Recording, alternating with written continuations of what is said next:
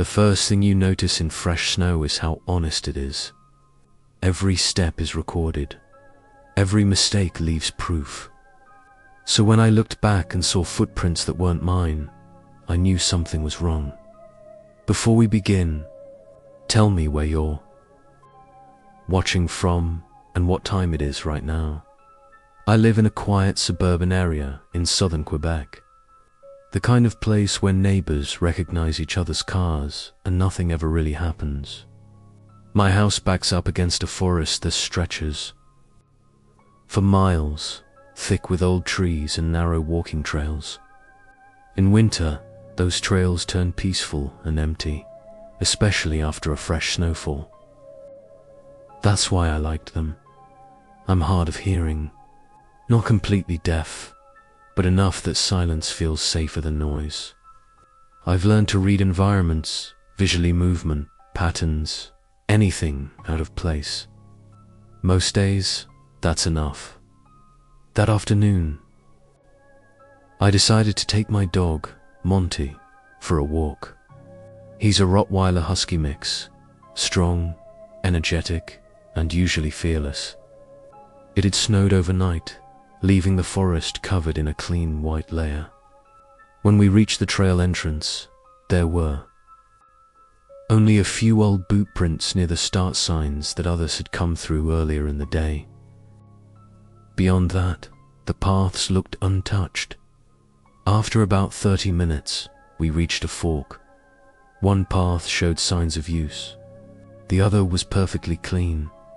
No footprints, no disturbances, just smooth snow leading into the trees. Feeling confident and curious, I chose the untouched trail. Monty ran ahead like he always did, disappearing briefly between the trees before circling back. I followed the trail to a small clearing where I stopped to use the binoculars I'd gotten for Christmas. I remember scanning the tree line and noticing something stranger, dark blue shape partially hidden among the trees. When I focused, I realized it was a tarp, stretched over what looked like a makeshift shelter. It made me uneasy, but daylight was already fading, and winter sunsets come fast. I decided to head home. That's when Monty's behavior changed. He slowed down, stopped, running ahead, and stayed close to my side. His ears were up, his body tense, his nose pressed low to the ground. I followed his gaze to the trail and felt my stomach drop. There were new footprints in the snow. They were large, much larger than my own, and they were fresh. I turned around, scanning the trees, but saw no one. The trail only went one way. Whoever made those prints would have had to pass me at some point. I told myself the most logical explanation was that someone had walked through while I was distracted with the binoculars. I didn't like it, but I accepted it. I wish I hadn't. As we continued back, the forest grew darker. Monty suddenly stopped and spun around, barking violently behind us. I turned and nearly collided with a man standing less than a meter away. He was tall, easily over 6 feet, wearing charcoal-colored snow pants and a white camouflage jacket. His hands were buried in his pockets. He hadn't made a sound. Number, crunch of snow. No warning. He stared at me. His mouth moved like he was talking, but I couldn't hear him clearly, and I couldn't read his lips in the low light. I tried to explain that I was hard of hearing, gesturing awkwardly, but he didn't respond. He just stood there, watching me. Something about his stillness unsettled me. Most people apologize when they startle someone. He didn't. After a moment. That felt far too long. I turned away and walked past him, keeping Monty close. I didn't look back. I made it home around 4:30 p.m., locked the doors, and tried to forget about it. The forest incident replayed in my mind, but I convinced myself I was overreacting. People hike. People wander. It didn't mean anything. At 3 a.m., Monty woke me by licking my hand. That alone was strange. He only does that in the morning. My phone lit up with a message from my neighbor asking if everything was okay. Apparently Monty had been barking non-stop. I looked around and realized Monty wasn't in my room anymore. I followed the barking downstairs. He was standing at the patio. Door, fur raised, teeth bared, growling at the darkness outside. My vision was still blurry with sleep when the motion sensor light clicked on. The man from the forest was standing in my backyard. I didn't think. I didn't hesitate. I backed away from the door and texted 911. My hand shook so badly I nearly dropped the phone. I grabbed the machete I kept under my bed, something I never thought I'd actually need. Unlocked myself in my room with Monty. He paced, barking at the bedroom door. Then he stopped. A shadow slid across the bottom of the door dot. Someone was standing right outside. I sat frozen, staring at the handle, waiting for it to turn. Minutes passed like hours. I could barely breathe. Then sirens echoed faintly in the distance. The shadow disappeared. When police arrived, the patio door glass was shattered. The backyard gate leading into the forest was wide open. There was no sign of the man. They believed he had gone back into the woods. I never heard from the police again. I fixed the door. I stopped walking in the forest. I stick to roads now, even if they feel less peaceful. Sometimes, though, after a fresh snowfall, I look out into my backyard and wonder how close he really was before I noticed. Because snow never lies. And sometimes, it shows you things far too late. If you noticed footprints behind you in fresh snow, would you turn around? Subscribe for more disturbing, true winter horror stories. The snow had been falling since early afternoon, thick, heavy flakes that stuck to everything they touched. By the time my shift started, the roads were already half buried, and the weather alerts on my phone kept buzzing every few minutes, warning people to stay home unless absolutely necessary. Unfortunately for me, gas stations don't close just because a storm gets bad. I was working the overnight shift at a small highway gas station in northern Ontario, miles away from the nearest town. Normally, nights require truckers stopping for fuel, the occasional late traveler grabbing coffee. But that night, the storm scared most people off. By 10 p.m., the parking lot was empty, and snow was piling up so fast I could barely see the road beyond the pumps just before I locked the doors. Headlights appeared through the snow. A single car pulled in slowly and parked crooked near the entrance. I remember sighing, annoyed but relieved for the company. A man stepped out, tall and thin, wearing a dark coat dusted with snow. He didn't rush. He moved like time didn't apply to him. He came inside and stood by the counter without saying a word. I asked if I could help. He looked at me for a second too long before asking for cigarettes. His voice was calm, almost bored. When I rang him up, he leaned closer and glanced toward the windows. "Storm's bad tonight," he said. I nodded. "Yeah. Roads are closing soon." He smiled slightly. "Good." That was the first thing that bothered me. Instead of leaving, he wandered the store, slowly walking each aisle, stopping to look at nothing in particular. I watched him on the security monitor as he circled back again and again.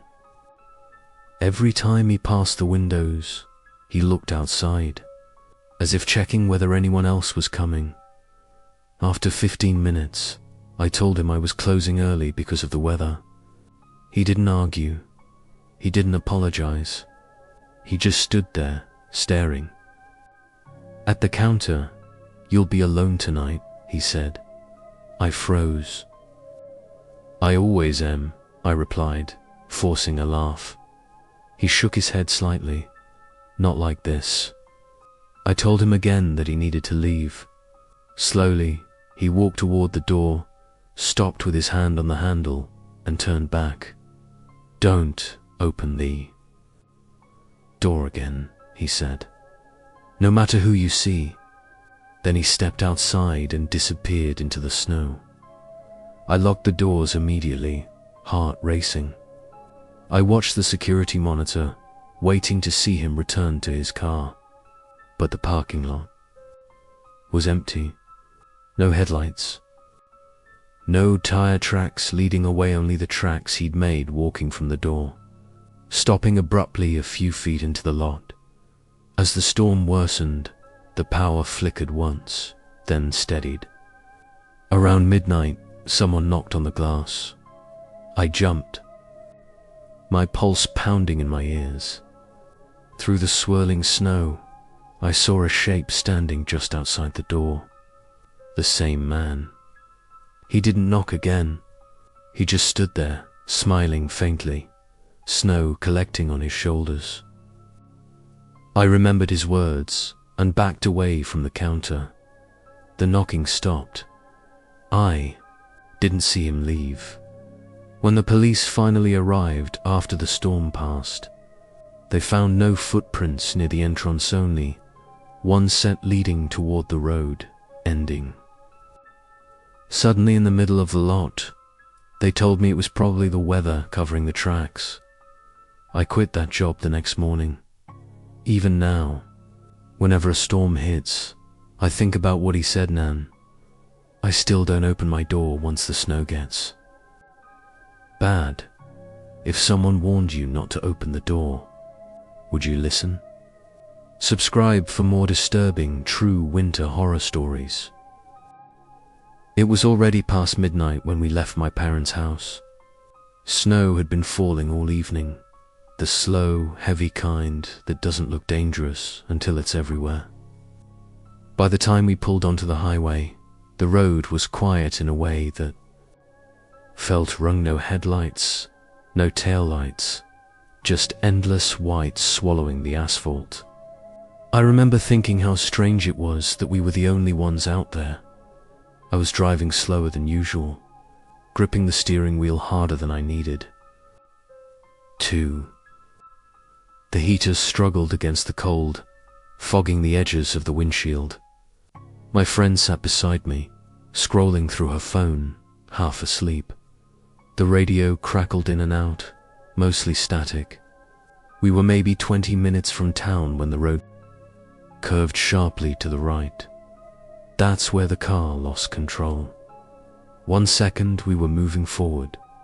The next, the tires slid like they'd hit ice made of glass. I tried to correct, steering into the skid like I'd been taught, but the car didn't respond. Everything happened too fast and too slow at the same time. We left the road and slammed into something solid, the impact knocking the breath out of me. When the car stopped moving, there was nothing but silence. The airbags hadn't deployed. The engine was dead. Snow drifted down from the trees and settled onto the hood. My hands were shaking so badly, I had to sit there for a moment before I could even unbuckle my seatbelt. My friend was crying softly, asking if we were okay. We were. Lucky, no serious injuries, just shock. I stepped out into knee-deep snow and immediately realized how isolated we were. The road was completely hidden, swallowed by drifts. Forests pressed in on all sides, dark and thick, branches sagging under the weight of snow. There were no houses, no lights, No sign we were anywhere near civilization. I called roadside assistance. The woman on the phone sounded tired and distant. She said help was on the way, but because of the storm, it could take up to 40 minutes. 40 minutes felt like forever out there. We sat in the car with the doors locked, the cold slowly creeping in. Wind howled through the trees, shaking snow, loose in soft avalanches. I checked my phone again, still had signal, barely. I texted my dad to let him know what happened. He said he was on his way. About 10 minutes passed when I heard it. At first I thought it was just the wind shifting. But then it happened again, slow, deliberate crunching. Footsteps in the snow. I held my breath and leaned forward, straining to see through the windshield.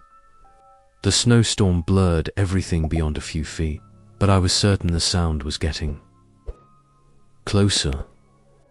My friend squeezed my arm, whispering that she heard it too. The footsteps stopped.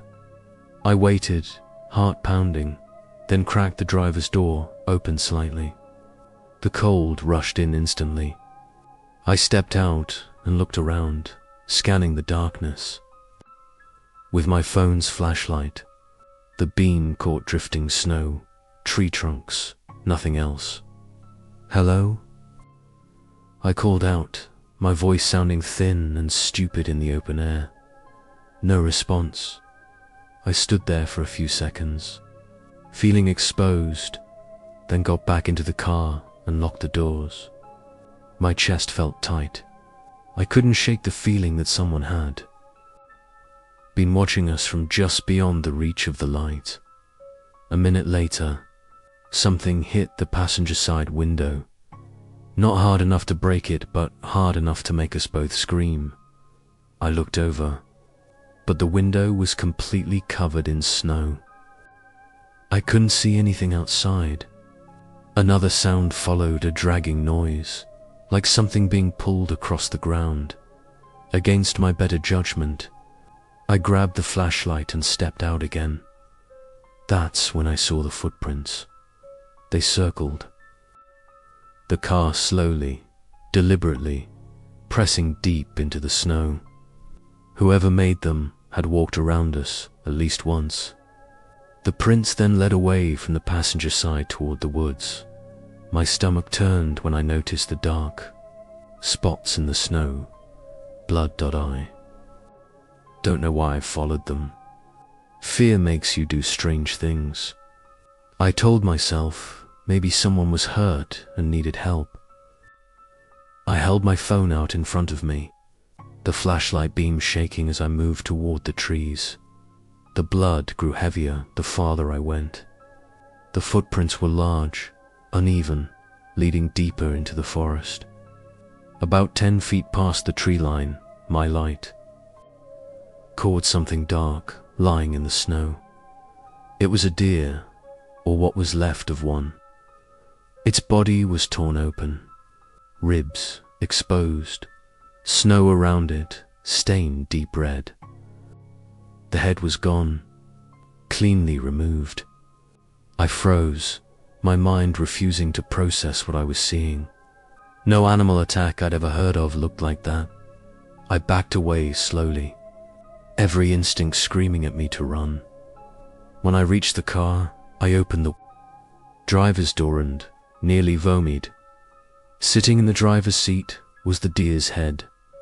It was positioned upright, facing forward, snow melting into the fabric beneath it. Its eyes were open, glassy and empty. I don't remember screaming, but my friend later said I did. I slammed the door and ran down the road, waving my arms wildly as headlights appeared through the storm. The car slowed, and relief hit me so hard my knees nearly gave out.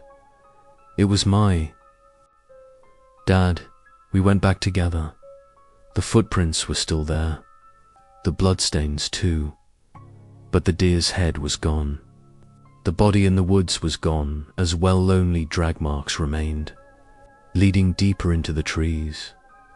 The tow truck arrived not long after, We didn't call the police. I didn't have the energy to explain something I barely believed myself. I just wanted to go home and forget, but I can't. Every winter, when snow covers the roads and the forests go quiet, I think about how something circled our car that night, how it left proof just long enough for us to see it, and then erased itself. If you saw footprints circling your car in the middle of nowhere, would you stay inside or try to run? Subscribe for more disturbing, true winter horror stories. The first night it happened, I thought my dog was just being stubborn. Winter had settled in hard that year, the kind of cold that makes the air feel sharp in your lungs and turns every sound brittle. Snow had been falling on and off for days, layering the yard in clean white sheets that erased everything by morning. I live alone in a small house at the edge of town, where backyards blur into tree lines and streetlights don't quite reach. My dog, Archer, is a big shepherd mix Protecco, alert and usually fearless. He's never had a problem going outside at night. In fact, he usually pulls me toward the door when it's time. That night, he didn't move. I stood by the back door, leash in hand, watching him sit rigidly in the hallway. His ears were forward, his body low. He wasn't growling or whining, just staring at the door like it was something alive. "Come on," I said, trying to keep my voice light. "It's freezing out here." He didn't blink. I opened the door a crack. Cold air rushed in, along with the smell of snow and pine. Archer backed away, nails scraping softly against the floor. That's when I felt it, this sense that the yard was wrong. Not dangerous, not loud, just wrong. Too quiet. Too still.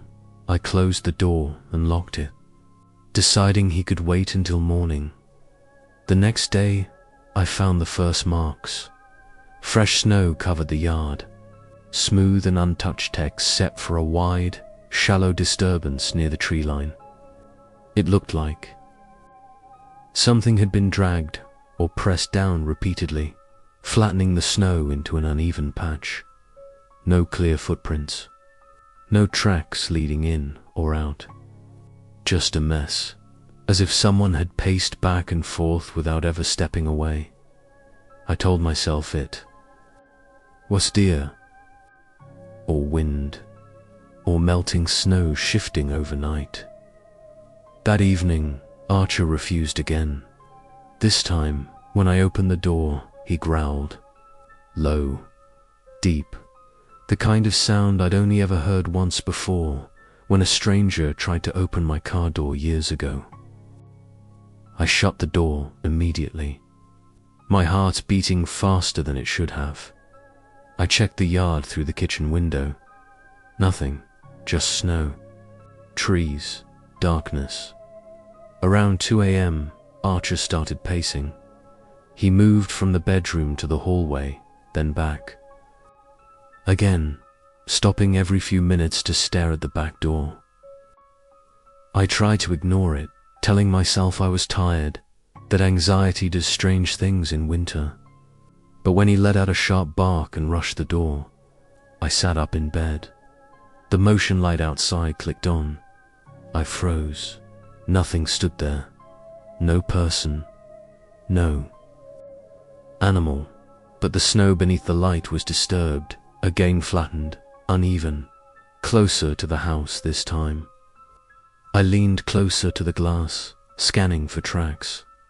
There were none, not entering the yard, not leaving it, just that pressed down space. Like someone had stood there for a long time without moving. The next morning, I called a friend and told her what was happening. She laughed gently and told me winter paranoia was real, that isolation messes with your head. I laughed too, because that's easier than admitting you're scared.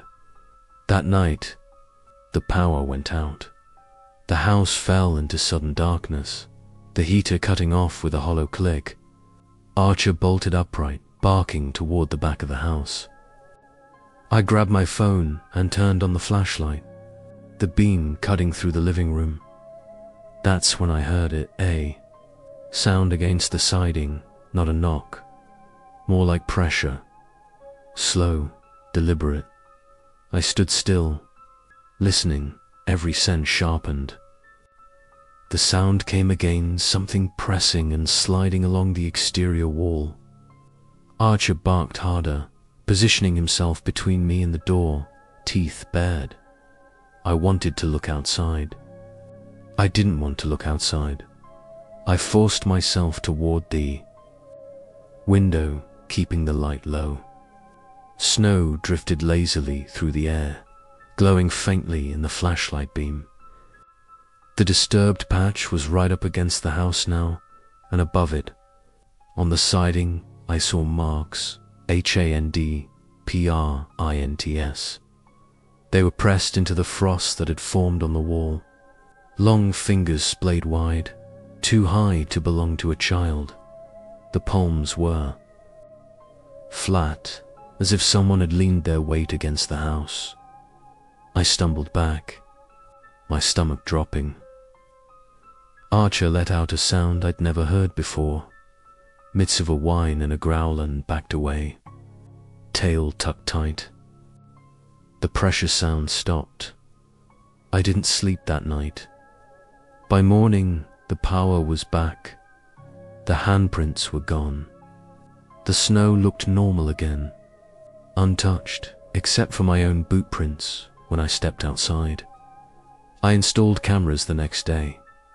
Nothing ever showed up on them, but Archer never went into the yard at night again. Even months later, even when the snow melted and spring returned, he would stop at the door, stare into the darkness, and refuse to move.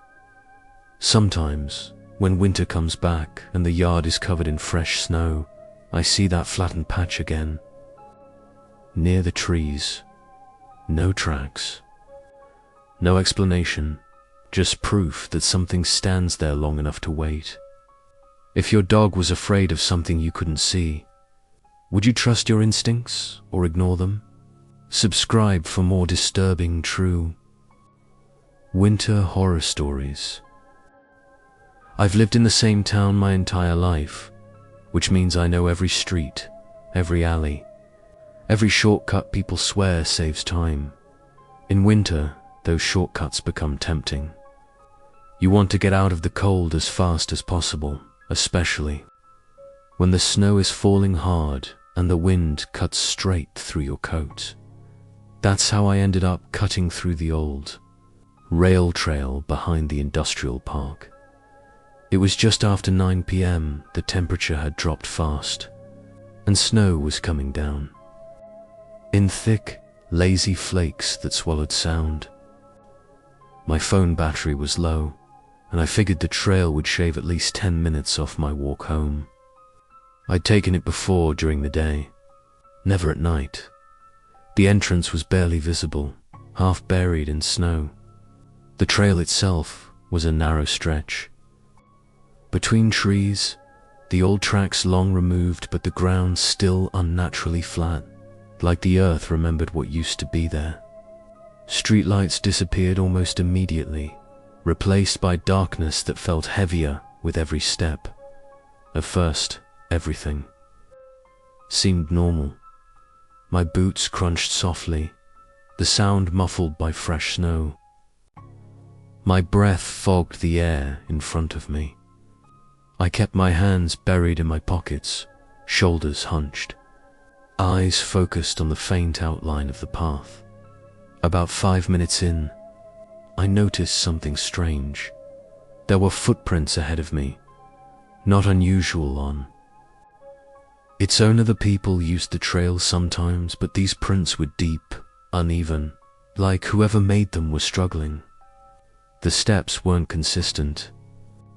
Some were close together, Others stretched too far apart, as if the person had stumbled or been dragged forward. I slowed down, suddenly aware of how alone I was. The footprints didn't come from behind me. They only appeared ahead, vanishing into the snowfall like they'd formed out of nowhere. I considered turning back, but pride and cold kept me moving.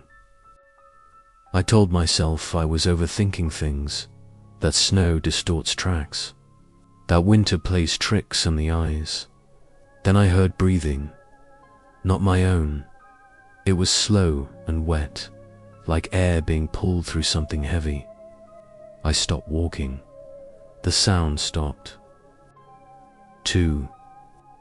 Snowflakes drifted silently between the trees, and the world felt paused, like it was waiting for me to move first. I took another step. The breathing resumed closer now. I turned my flashlight on and swept the beam across the trail. Nothing. Just trees, snow, and darkness pressed tight around me. But the footprints ahead looked different now.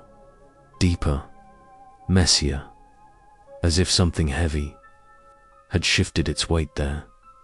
My heart started to race. I picked up my pace, boots slipping slightly as I moved faster. The breathing grew louder, uneven, almost excited. I refused to turn around. I don't know why.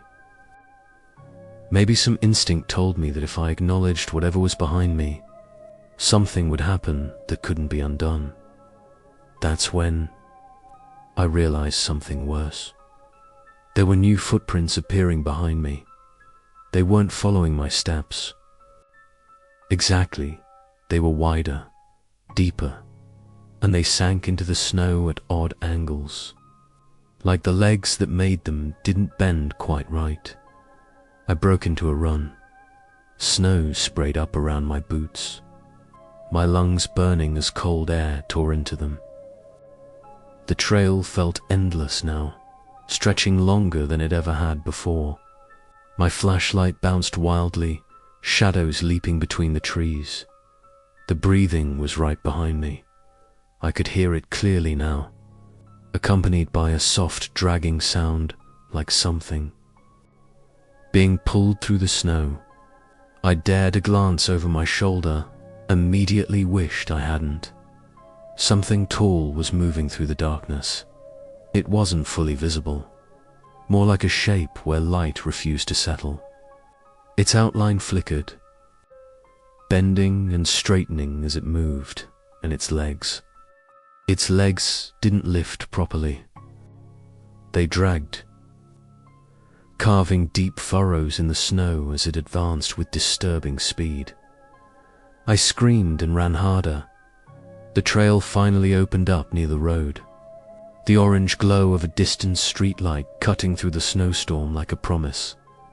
I burst out of the trees and onto the sidewalk, slipping and nearly falling as I scrambled toward the light. The breathing stopped the moment I reached the pavement. I spun around, flashlight shaking in my hand. The trail entrance was empty.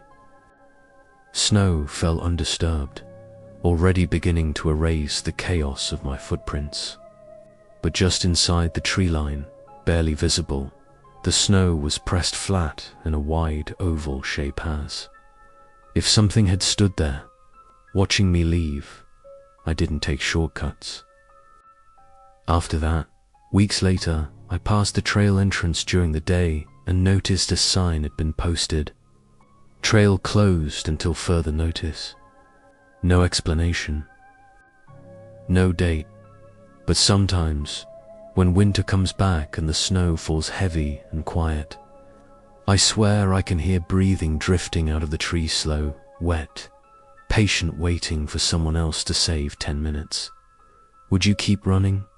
Or would you turn around to see what's following you? Subscribe for more disturbing, true winter horror stories. It happened during the worst winter storm our area had seen in years. The kind of storm where the snow doesn't fall, it moves sideways, driven by wind so strong it rattles your bones. I'd stayed late at work, convinced the storm would die down by the time I left. I was wrong. By the time I got on the highway, visibility had dropped to almost nothing. The road was a white blur, the lanes barely visible beneath layers of ice and snow. Every few miles, I passed abandoned cars pulled off onto the shoulder, half buried already like frozen warnings. I kept going anyway. About 20 minutes in, my dashboard lit up with a warning I'd never seen before. Engine temperature. I panicked, eased off the gas, and felt the car start to shudder. Seconds later, the engine died. I coasted to a stop on the shoulder, heart pounding, hazard lights blinking. Weakly through the storm. I tried restarting the car. Nothing. Just a clicking sound that felt way too loud in the silence that followed. The silence was the worst part. Snowstorms usually have sound wind, ice, movement. But once my engine died, everything felt muted. Like the world had been wrapped in thick insulation. I grabbed my phone. No service. The battery was already low. I sat there, staring through the windshield, debating my options. That's when I saw someone walking toward me. At first, I thought my eyes were playing tricks on me. The storm was intense, and shapes appeared and disappeared constantly, but this shape stayed solid. A person moving slowly along the shoulder of the road, heading straight toward my car. Relief washed over me. I cracked the window and waved, hoping they'd see me. The figure didn't react. They kept walking, head down, arms hanging strangely stiff at their sides. As they got closer, something felt off. They weren't dressed for the storm, no heavy coat, no gloves, just dark clothes already soaked through, clinging unnaturally to their body. Their steps were uneven, like they weren't quite used to walking. I rolled the window back up and locked the doors. The figure stopped a few feet from my car. They stood there, facing my driver's side window, completely still. Snow piled up on their shoulders and head, but they didn't brush it off. They didn't shiver. They didn't react at all. I turned on the interior light by accident, and that's when I saw their face. Or rather, what was wrong with it? Their eyes were open far too wide, whites showing all around, unblinking despite the snow whipping into their face. Their mouth hung slightly open, lips pale and cracked, as if frozen in the middle of forming a word. They raised one hand slowly and knocked on my window. The sound was soft. Too soft. I shook my head and mouthed sorry, hoping they'd move on. Instead, their head tilted sharply to the side, an angle that made my stomach twist. Their mouth opened wider, stretching unnaturally, and they spoke. I couldn't hear the words, but I could see their breath fogging the glass. In short, rapid bursts way too fast for someone standing calmly. They knocked again. Harder this time. I screamed for them to go away, my voice swallowed instantly by the storm. Their expression didn't change. They leaned closer, forehead pressing against the glass, eyes locked onto mine, and then they smiled. It wasn't a normal smile. It spread too far, pulling their face tight, as if the skin didn't quite fit. Their teeth were dark, uneven, and far too many of them were visible. I fumbled for my phone, trying to call emergency services again, when the figure suddenly stepped back. For a moment, I thought they were leaving. Instead, they walked around to the passenger side of my car. I heard the door handle move. I lost it. I climbed into the back seat, heart slamming against my ribs, sobbing as I watched the storm rage outside. I heard footsteps crunching in the snow around my car, slow and deliberate, circling me. Then, nothing. Minutes passed, maybe longer. Time felt warped, stretched thin by fear. Eventually, headlights appeared through the snow, bright and blinding. A tow truck. The footsteps never returned. The driver helped me into his truck and asked if anyone else was with me. When I told him what happened, his face went pale. He said people sometimes stop during storms to ask for help, but never dressed like that. And never alone, that far from any exits. When they towed my car, there were handprints on the windows, pressed from the outside. I don't drive during snowstorms anymore. And if I ever break down again, I don't care who comes walking out of the white. I'm not opening the door. If someone knocked on your car during a blizzard, would you let them in? Subscribe for more true winter horror stories that stay with you.